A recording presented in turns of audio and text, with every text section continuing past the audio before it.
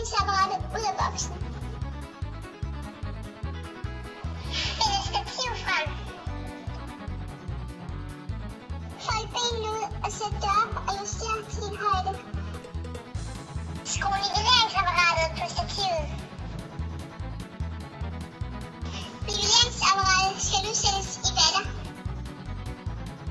Når boblen, som hedder en libelle, er inden for stregerne, er nivelleringsapparatet i vatter.